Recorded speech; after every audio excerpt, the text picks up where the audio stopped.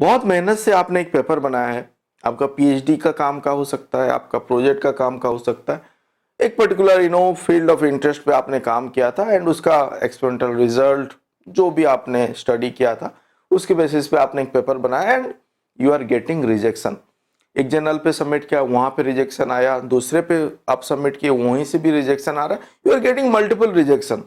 तो स्टेज से हम कैसे ओवरकम कर पाए उसके ऊपर आज बात करेंगे। मतलब आप फ्रॉम रिजेक्शन स्टेज से कैसे जंप करके एक पहलू और एक पायदान जंप करके आप जाओगे एक्सेप्टेंस की तरफ, पॉसिबिलिटीज उसके ऊपर हम आज बात करते हैं। तो फर्स्ट समझते हैं टाइप ऑफ रिजेक्शन क्या है। फर्स्ट वन इज डेक्स रिजेक्शन। मतलब यहाँ पे विदाउट रिव्यू वहां पे रिजेक्ट हो गया, मतलब वो एडिटर से आ जाएगा, एसोसिएट एडिटर से आ जाएगा कि it has been rejected due to out of scope, कि कुछ एक रीजन जो भी मेंशन हो के वहां पे आ गया, वो डेक्स रिजेक्शन है। फ्लैट आउट रिजेक्शन जहां पे कि इनिशियल स्क्रीनिंग शायद हुआ हो and they might have find out, reason क्या हो सकता है यहाँ पे, सिमिलरिटी इंडेक्स आपका शायद ज्यादा हो, कि आपको प्लेजराइज्ड कंटेंट हो, और आउट ऑफ स्कोप हो सकता है एंड दे फाउंड कि सिमिलर स्टडी ऑलरेडी पब्लिश हुआ है। There are several reason. तो यहाँ पे इनिशियल रिव्यूअर के पास नहीं जाके एडिटर लेवल पे, एसोसिएट एडिटर और असिस्टेंट एडिटर उस लेवल पे अगर इनिशियल स्क्रीनिंग होकर रिजेक्शन हुआ है तो फ्लैट आउट रिजेक्शन, जहां पे कि आपको अपॉर्चुनिटी नहीं है उस पर्टिकुलर जर्नल पे रीसबमिट करने के लिए।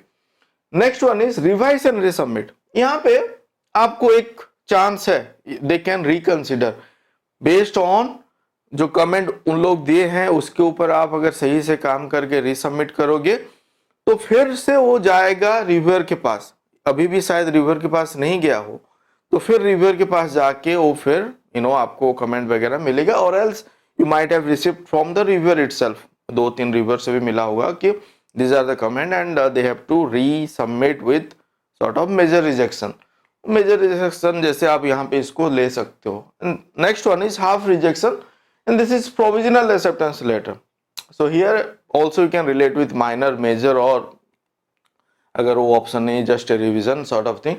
एंड यहाँ पे अगर आप सही से उसको एड्रेस करके सबमिट करते हो, there are chances that your paper might get accepted, but still there is chances that अगर आप उसको सही से एड्रेस नहीं कर रहे हो तो रिजेक्ट भी हो सकता है। तो this are type of rejection यहाँ पे आ गया। फिर समझते हैं रिएक्शन क्या होता है रिजेक्शन का, क्योंकि इसको अगर आप समझ लोगे तो it will be helpful. Let's say first thing is sort of denial. ये फर्स्ट नहीं, कोई अलग स्टेज पे भी आप इसको रिलेट कर सकते हैं। जैसे कि मैं अगर मान लो मैं अभी मेरा 10 साल यहाँ पे रिसर्च जर्नी पे मैं हूँ and I think that I know everything, and कोई मुझे रिजेक्शन भेजे मेरा काम का, तो might be if I am so arrogant और मेरा ईगो इतना बड़ा है कि मैं बोलूँगा नहीं, कि जो मैंने एड्रेस किया है, जो मैंने लिख के दिया है, दैट इज फुल प्रूफ। अगर वो एक है denial mode, and that is very bad for a researcher और फॉर एनीवन इन लाइफ। अगर हम इसको बात करें तो अगर आप डिनाइल मोड पे रहोगे, even though there are some biasness or something whatever may be the reason, but आप बोलोगे कि नहीं, जो रिव्यूअर से जो कमेंट है वो मुझे एक्सेप्टेबल नहीं है, I will deny it, I will not submit to this journal, I will submit elsewhere, and without correction you are planning to submit elsewhere, then again you will face the rejection. So that is denial mode. एक anger mode पे आ सकता है, आप गुस्सा हो गए, यार मेरा काम को कैसे कोई रिजेक्ट करेगा। आप बोलोगे जैसे मैं बोल रहा था कि मैंने बहुत मेहनत से किया है, even though you are not having any experience, first time आपने फर्स्ट पेपर लिखा है, बहुत मेहनत से किया है, एंड यू आर थिंकिंग कि आपने जो बनाया है वो सबसे सही है, मतलब वो आपके हिसाब से सही है, and you are getting anger issues here. और क्या हो सकता है, बार्गेनिंग। चलो कुछ पॉइंट को यहाँ पे हम लोग एड्रेस कर लेंगे, थोड़ा सा बार्गेन जैसे बिहेवियर पे हम चलते हैं। बाकी 20-30 कमेंट है, हम 5-6 कमेंट एड्रेस करके फिर से सबमिट कर लेते हैं। So that's where you are, मतलब अगर मान लो आप 30% को एड्रेस कर रहे हो तो 70% नहीं किए तो 70% रिस्क वहां पे एसोसिएट होके रह रहा है ऑफ रिजेक्शन। उस हिसाब से आप उसको ले सकते हो। व्हाट एल्स, एक तो हो गया डिप्रेशन भी, कोई डिप्रेशन पे चले जाते हैं क्योंकि बार बार रिजेक्शन हो रहा है, पीएचडी का काम है, जब तक एक पेपर पब्लिश नहीं हो रहा है आपका डिग्री और इवन थेसिस राइटिंग के लिए आपको परमिशन नहीं मिल रहा है, तो वो स्टेज भी हो सकता है। This is because of denial and depression, दोनों वहां पे इंटीग्रेट भी हो सकता है। कहीं पे आप डिनायल मोड पे हो कि मैं नहीं करना चाहता, जो मैंने बनाया है उससे ज्यादा मेरे पास टाइम नहीं है कि मैं उसको एड्रेस करने के लिए, मेरे पास चीज नहीं है कोई एड्रेस उसको हो पाए। And these are the thing that will create again rejection, further rejection, और मल्टीपल रिजेक्शन लूप पे वो चलते रहेगा। स्मार्ट वे क्या है? लाइक ए प्रो, अगर आप बोलते हो कि नहीं लेट्स कम, जो भी आपने कमेंट दिया है I will accept all the challenges, and मैं उसको अपने हिसाब से जितना मतलब अपना 100% दे के उसको एड्रेस करूंगा। It may not be possible कि 30-40 कमेंट है, ईच कमेंट एड्रेस हो पाए, but still there are possibility that you can at least address 80 to 90% with full hearted.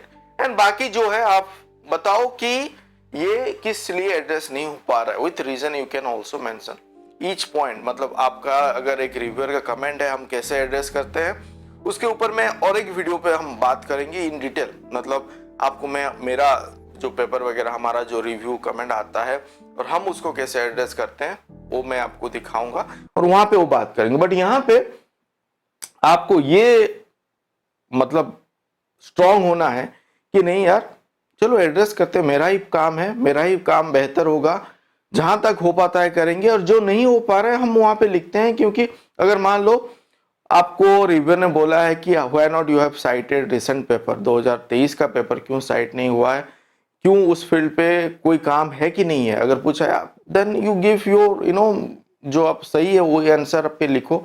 अगर पेपर नहीं है that to be cited, you do mention that you have cited this paper because these are in line to your work and the paper not yet come in particularly to that particular discipline जिसके ऊपर आपने काम किया है। तो वो समझ जाएंगे कि सब चीज नहीं हो सकता है, कुछ कुछ बायसनेस और लेट्स से जो कमेंट है वो थोड़ा बहुत इधर उधर हो सकता है। मैं नहीं बोलूंगा कि वो गलत है, बट थोड़ा बहुत साइड लाइन से भी आ सकता है, जिसको आपको स्मार्टली विथ यहाँ पे आपको पेशेंस रख के, ग्रेटिट्यूड दिखा के, मतलब नमस्ते करके एड्रेस करना है to the reviewer. Not to say कि आपका ईगो उनसे बड़ा है और आप अपना ईगो वहां पे दिखाओगे, then you will be losing out your paper only, you will be getting that rejection mode. तो हमेशा जब भी आप एड्रेस करो पोलाइटली, पोलाइटली आप उसको एड्रेस करो और लिखो thanks for the suggestion or the input that you have given, and we have worked out on this point and that we have mentioned in this section whatever correction that you have done, and highlight those section। उस हिसाब से हम करते हैं, that we will discuss in detail। तो ये हो गया stages, मैं यहाँ पे बैठ के एक्सेप्ट किया और each point पे यहाँ पे मैंने correction किया। so that is the reaction and why rejection, and let's understand क्यों रिजेक्शन होता है। the issues, the manuscript does not make a significant contribution to the literature। कोई रीजन हो सकता है, मतलब जो लिटरेचर है you are not adding something new to the literature, जो अवेलेबल है उसी के ऊपर ही अगर काम हुआ है तो chances are there paper will get rejected। so that's why we have discussed literature gap, literature review कैसे करना है, literature gap कैसे find out करना है, उसके ऊपर कैसे काम करना है। do explore the literature review playlist, और आप फ्री टूल जो हमारा प्लेलिस्ट है उस वहां पे भी देख सकते हो। there are so many tools through which you can perform literature review। then this manuscript is boring, somebody is reading it, मतलब जो रिव्यूअर पढ़ रहा है वो पढ़ रहा है, बहुत सारा ग्रामेटिकल मिस्टेक है, कहीं पे लैंग्वेज सही से नहीं है, कहीं पे रिपीटेशन है, then they will not feel like reading it, उनको बोर हो जाएंगे and they might reject it by stating that this is not being properly organized, and even though अगर वो नहीं पढ़ पा रहे तो जो रिव्यूअर रीडर कैसे पढ़ेंगे अगर वो पब्लिश होता है तो। so that might be a reason, और you will be getting those sort of comment also कि आपको लैंग्वेज करेक्शन करना है, ग्रामेटिकल मिस्टेक वगैरह करेक्ट करना है, प्रूफ रीडिंग सही से करना है। The author miss some of the literature and they should consider the recent paper. कहीं पे भी जैसे मैं बोल रहा था कि रिसेंट पेपर वगैरह को भी आपको क्रॉस साइट करना है। सो एज टू एस्टेब्लिश कि अगर 2000 से 2023 तक जो काम हुआ है, देयर इज सम इंक्रीमेंटल काम, आपके पेपर में कुछ इंक्रीमेंटल ऑर्डर पे ही काम हुआ है, ना कि जो काम 2020 पे पब्लिश हुआ है आप उसी काम को रिपीट करके पब्लिश किए हो, and you have missed out some of the literature आपने सही से फॉलो नहीं किया, लिटरेचर गैप फाइंड आउट नहीं किया, so that might be some reason. तो वहां पे आपको केयरफुली आपको देखना है कि आपने सब लिटरेचर उस पर्टिकुलर थीम पे और टॉपिक पे आपने कवर किया है नहीं किया है, and that incremental work you have to show, cross citation दे देखिए कि आप उनके लास्ट पेपर जो पब्लिश हुआ है, जो पेपर उसके ऊपर आपने कहां तक एड ऑन किया है और क्या आपका इनोवेशन है, और नोबेलिटी ऑफ योर वर्क मतलब ऑथर कंट्रीब्यूशन क्या है आपको वो हाईलाइट करना है। देन और क्या रीजन हो सकता है, the author have recently publish several other paper more or less likely this one. So यहाँ पे देखो वही इंक्रीमेंटल काम नहीं दिख रहा है, यहाँ पे वो क्या बता रहे हैं कि इंक्रीमेंटल काम अगर उनको दिखाई नहीं दे रहा है, रिपीटेशन ऑफ योर वर्क दिखाई दे रहा है सेम ऑथर का, देयर आर सॉफ्टवेयर और tools that can easily somebody can easily find out. हम जब सबमिट करते हैं एडिटोरियल मैनेजमेंट पे, वहाँ पे रिव्यूअर को इवन एसोसिएट एडिटर वगैरह को भी ऑप्शन पे रहता है कि ऑथर का प्रोफाइल वो देख सकते हैं, सिमिलर काम वो क्या क्या पब्लिश किए हैं, कौन वो जो प्रोफाइल वगैरह पे वो इजीली फाइंड आउट हो जाता है। तो आपको वो भी देखना होगा कि वो रिपीटेशन ऑफ काम ना हो, आपका एक काम को आप सब डिवाइड करके भी पब्लिश नहीं कर सकते, because that is against again ethical misconduct पे भी आता है, that will discuss later on. But यहाँ पे आपको बेसिकली इंक्रीमेंटल काम दिखाना है, ना कि आप ही का कुछ ऑलरेडी पब्लिश्ड काम जो सेल्फ प्लेजराइज्ड की तरफ आप उसको लेके जा रहे हो। Though it is not self plagiarized, मतलब there is no incremental work, वहां पे कुछ नहीं है, तो वो भी रीजन हो सकता है रिजेक्शन का।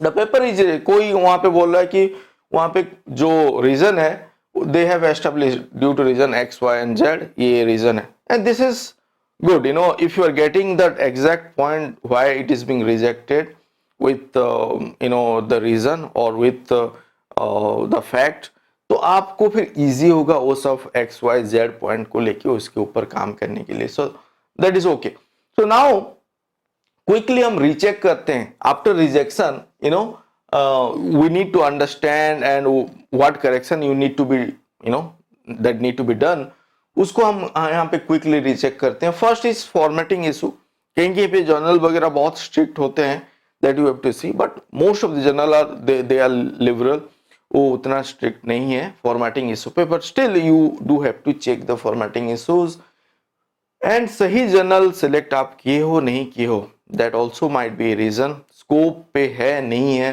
वहां पे भी आपको देखना है। देन ग्रामेटिकल एरर वगैरह को आपको ध्यान पे रखना है, ग्रामेटिकल एरर नहीं रखना है, प्रूफ रीड करना है, रेफरेंसेस कम है ज्यादा है, रिसेंट पेपर है नहीं है, दैट ऑल्सो वो बहुत मैटर करता है, क्योंकि बहुत कोई आपका टाइटल एब्स्ट्रैक्ट एंड रेफरेंस देख के भी रिजेक्ट कर सकते हैं, that we do.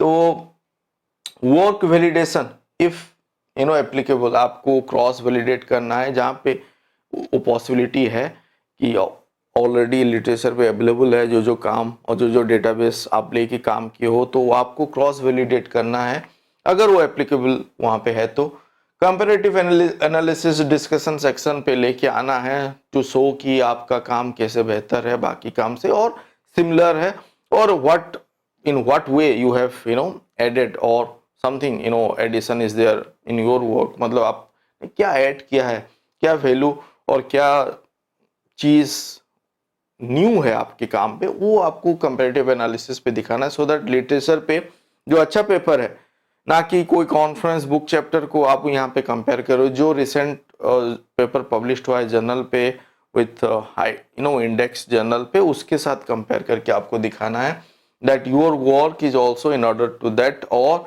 There is some incremental result that you have received, और एक्यूरेसी वाइज जो भी है। देन क्रॉस रेफरेंसिंग आपको करना है सब जगह पे, जहां से भी आपने लिटरेचर लिया है आपको क्रॉस रेफर उसको करना है। तो ऑथर आइडेंटिटी ये भी आपको ध्यान पे रखना है, जो हम यहाँ पे बात कर रहे थे फॉर्मेटिंग इश्यूज का, कोई जर्नल पे डबल ब्लाइंड रिव्यू पे जब जाता है तो ऑथर आइडेंटिटी को नहीं रखना होता है, वेन आपको हटाना होता है जो आपका नाम वगैरह सब, ऑथर का एफिलिएशन है। अगर कहीं पे एक्नॉलेजमेंट पे भी मेंशन है कि रेफरेंस पे कहीं पे मेंशन है, दैट यू हैव टू आपको उसको हटा के सबमिट करना होता है। So that you have to take care of, नहीं तो वो फिर आपको रिजेक्शन, डेस्क रिजेक्शन पे भी जा सकता है, तो वो आपको ध्यान पे रखना है। मिसिंग टेबल्स एंड फिगर आपको देखना है सही से, जो जहाँ पे होना है वो है नहीं है। हड़बड़ी में कभी कभी गलती हो सकता है, मिस आउट आप कर सकते हो और सबमिट आपका हो गया। सो दो थिंग प्रूफ रीडिंग पे आपको ध्यान देना है और वो मिस आउट नहीं करना है। मिसिंग एब्स्ट्रैक्ट कभी कभी होता है, मिस आउट हो सकता है। एब्स्ट्रैक्ट के ऊपर हमने बात किया हुआ है, पेपर जब कैसे लिखते हैं, स्ट्रक्चर्ड एब्स्ट्रैक्ट क्या है, अनस्ट्रक्चर्ड एब्स्ट्रैक्ट क्या है, क्या क्या पॉइंट वहां पे रहना है। तो that is important, that you have to understand कि ईच पॉइंट वहां पे रहना है। एब्स्ट्रैक्ट मतलब आपका ऑब्जेक्टिव हो गया, मेथड्स हो गया, कंक्लूजन हो गया, फ्यूचर स्कोप हो गया, all thing has to be there. दो लाइन भले हो, 300 से 500 के वर्ड्स में हो, बट वो सब उसको कवर होना है, तो वो आपको ध्यान पे रखना है। राइटिंग स्टाइल आपको देखना है, पैसिव टेंस कहीं पे यूज करना है, कहाँ पे पास्ट टेंस यूज करना है, प्रेजेंट टेंस कहाँ पे यूज करना है, all that thing that do matter. इसके ऊपर भी हम बात करेंगे कि आप जब लिख रहे हो कहाँ पे कौन सा टेंस आपको रखना है, सो ये मैटर करता है। फिर declaration section, this is now it is most of the journal they are saying कि आपको डिक्लेरेशन सेक्शन पे मेंशन करना है कि ऑथर कंट्रीब्यूशन क्या है। आपने कोई सब्जेक्ट यूज किया है कि ह्यूमन सब्जेक्ट, और अगर प्लांट स्टडीज इन्वॉल्व है और एनी अदर स्पेसीज इन्वॉल्व है तो उस रिलेटेड डिक्लेरेशन आपको देना है। एथिकल डिक्लेरेशन अगर कहीं के पे ज़रूरत है तो वो भी देना होता है। कहीं पे इंस्टीट्यूशनल एथिकल बोर्ड से आपको डिक्लेरेशन ला के देना होता है। So those thing you have to take care of, you have to see the general policy, your work, and जो रिलेवेंट है वो डिक्लेरेशन आपको देना होगा। फंडिंग रिलेटेड आपने कहीं से एक्सटर्नल फंड लिया है नहीं लिया, all sort of thing that will come under declaration. And acknowledgement also you have to take care of the acknowledgement part. आपको एक्नॉलेज करना है जहाँ से भी जो कंट्रीब्यूशन और किसी ने कुछ हेल्प किया तो आपको उनको एक्नॉलेज करना है। कोई लेबोरेटरी आप जाके काम किए हो जो कि आपका इंस्टीट्यूशन का नहीं है और एक लेबोरेटरी पे जाके काम किए हो तो उनको आपको एक्नॉलेज करना है। सो दो थिंग विल आपको एनहांस करता है, मतलब जो रीडर को उसको समझने के लिए कि they have come to other places to explore or to validate their result, and that's where some impression might be created। तो वो सब चीज को भी आपको ध्यान पे रखना है। नेक्स्ट थिंग इज, यहाँ पे ऑप्शन क्या है हमारे पास, अगर जब रिजेक्ट हुआ है तो फिर हम रीसबमिट हम कर सकते हैं कि नहीं। रीसबमिट अगर वो जर्नल बोल रहा है कि आप रीसबमिट कर सकते हो, then you have to improvise it, resubmit to the same journal, but after revision सब पॉइंट को एक्सेप्टेंस जो मैं बोला, you have to accept all the point from the reviewer जो भी है, एक्सेप्ट, उसको डिनाइल मोड पे नहीं जाके उसको एड्रेस करके आपको रीसबमिट पे जाना है। Make changes and submit to another और डिफरेंट जर्नल, वो भी आप कर सकते हो। अगर यू फील कि वो स्कोप पे उतना नहीं है, दूसरा एक जर्नल है एंड आपने उसको इम्प्रोवाइज किया है, then also you can do it, but you should make change to the paper based on the earlier reviewer, and then you should go for resubmission to another journal or submit to another journal. Make no changes and submit to another journal, that is possible, but will not encourage, never do it, क्योंकि वो क्या होगा कि आप खुद को ही cheat कर रहे हो something, because you know that these are the flaws and these are the point that reviewer have suggested and point are acceptable, मतलब उसके ऊपर काम हो सकता है। देयर आर ड्रॉबैक और thing that can be improvise. अगर आप उसको करते हो, पॉलिश्ड होता है, and your work will be at a better scale. कहीं पे बायसनेस है, जो मैं बोल रहा था कि वो दूसरा तरफ ले जा रहा है, तो उसको एड्रेस नहीं करना है, बट स्मार्टली जो एड्रेस हो सकता है उसको एड्रेस करके you should submit to the same journal or different journal, but never submit with no changes to any journal. और आपको लग रहा है कि जो काम आपने किया है that is nothing new in it, मतलब ऑलरेडी पब्लिश्ड है और ऑलरेडी जो लिटरेचर है there is nothing incremental, and in that stage आप अगर आपको लगता है कि वो काम अगर आपको जबरदस्ती उसको आप कर रहे हो, रिवीजन कर रहे हो, and there is nothing new that you are going to make और सेम थिंग रिपीटेशन वगैरह हो रहा है, तो in that case only you can dump that paper and start working with new paper with literature review or gap find out करके newly you have to set your objective goal and you have to address those things in that case. But most of the cases पे भी आपने काम किया होगा, there will be something new in it, that you have to understand. and अगर कुछ चीज और कुछ रिवीजन के थ्रू वो improvise होता है तो why not do it and do not go for deleting it और डंपिंग दैट पेपर एंड उसको आप एक डस्टबिन पे डाल दिए जैसे, ऐसा मत करो. बट सी टू इट क्या चेंजेस आप कर सकते हो एंड वेदर दो चेंजेस कैन ब्रिंग समथिंग, आप उसको इम्प्रोवाइज करके कुछ नया आ सकता है क्या. इफ सो देन अगेन जब आप उसको सबमिट करते हो रिवीजन, मतलब आपको रिवीजन शायद मिलेगा, रिजेक्ट शायद नहीं होगा. तो दोज थिंग आर देयर. सो जो मेन यहाँ पे है टूवर्ड्स गेटिंग एक्सेप्टेंस, आपको जो एक्सेप्टेंस मिल रहा है, it is all about this mental game that you have to understand. You have to be brave and you should be somebody like let's accept the challenge. वो mentality पे अगर हम रह के करते हैं ना, most of the thing will be easy. But you have to see the comment of the reviewer, even though if it is biased, जो भी चीज आप एड्रेस कर सकते हो उसको करो, and then think of submitting to the same journal or else to another journal. तो जर्नल कैसे फाइंड आउट करना है, जर्नल कैसे सिलेक्ट करना है, we have discuss about it in our video. Please do explore the playlist Scopus SCI journal selection. Then we have discussed about so many different way how to do literature review, so that this thing will improvise your work. Even though how to make high resolution images, कैसे आपको avoid करना है blur, और आपको जो image quality सही नहीं होता है तो वो भी थोड़ा इंप्रेशन खराब करता है, टेबल्स वगैरह, इमेज वगैरह and other thing that need to be taken care of. तो आप एक बार एक्सप्लोर करो हमारा playlist and you will get to know so many things that need to be taken care of, जो कि यहाँ पे रिलेट हो सकता है इन केस ऑफ रिजेक्शन. क्यों रिजेक्शन होता है एंड उसको कैसे अवॉइड करना है, कैसे how to avoid this rejection and overcoming from that thing. So this is what I thought of sharing today. Do let me know आप अगर कैसे आपको उस स्टेज से आप कैसे खुद को निकाल पाए. डू शेयर योर स्टोरी और point that I might have missed out, and so that we can also other can also get to know. We'll discuss about it more in future video. So please do comment. अगर और किसी topic पे doubt है तो वहाँ पे भी आप कमेंट कर सकते हो, उस वीडियो पे भी मुझे कमेंट करो. And do subscribe. अगर अभी तक आपने सब्सक्राइब नहीं किया, please subscribe and stay connected with me and do hit the like icon, so that बाकी को भी पता चले कि आपको ये पसंद आया. They might also watch it and please stay connected. Thank you for watching this video. Thank you.